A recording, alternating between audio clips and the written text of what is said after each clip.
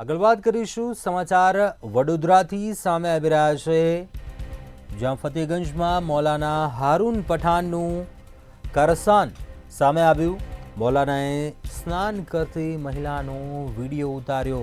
મૌલાનાનું વિકૃત કારસ્તાન બાથરૂમની જાળીમાં મોબાઈલ મૂકીને વિડીયો ઉતારતો મહિલાને જાણ થતાં સીસીટીવી ચેક કરતા આ ભાંડો ફૂટ્યો।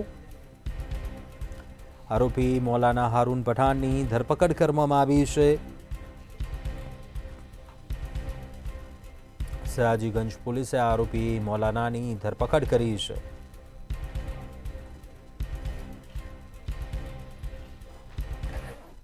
घटना है एक पुख्त वयनी महिला 4 एप्रिले सयाजीगंज पोलीस स्टेशन में पोतानी फरियाद हकीकत रजू करेली कि भाई पोते पोतानो अंगत पणनो वीडियो बाथरूमना बारीमांथी एक व्यक्तिए उतारेलो, जेना अनुसंधाने भारतीय न्याय संहिता 77 मुजबनो गुनो महिलानी फरियाद आधारे रजिस्टर करवामां आवेलो छे। गुनानी गंभीरता जोता तात्कालिक असरथी पोलीसे गुनावाड़ी जग्यानो पंचनामो तेमज अन्य पुरावा एकत्रित कर्या हता। पुरावा आधारे आ कामनो संडोवायेल आरोपी हारून हाफिज अली पठाण के जे 20 वर्षनो छे एनी पोलीसे धरपकड़ करी छे। હોય કે કોઈ પણ કોમ હોય તેના જે ધર્મ ઉપદેશકો છે, સંતો છે, સાધુઓ છે, તેનું કામ સમાજને નવી રાહ આપવાનું છે।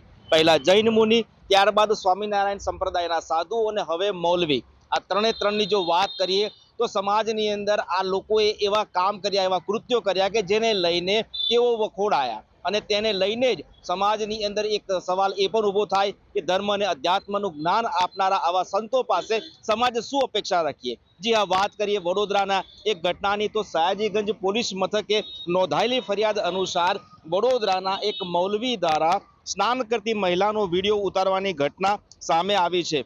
ઘટનાની જો સંપૂર્ણ વાત કરીએ તો ફતેગંજ વિસ્તારની અંદર રહેતી એક મહિલાનું મૌલાના હારૂન પઠાણ નામના મહિલાએ મૌલવીએ સ્નાન કરતી વખતનો વિડીયો વાયરલ કર્યો છે અને ઉતાર્યો છે।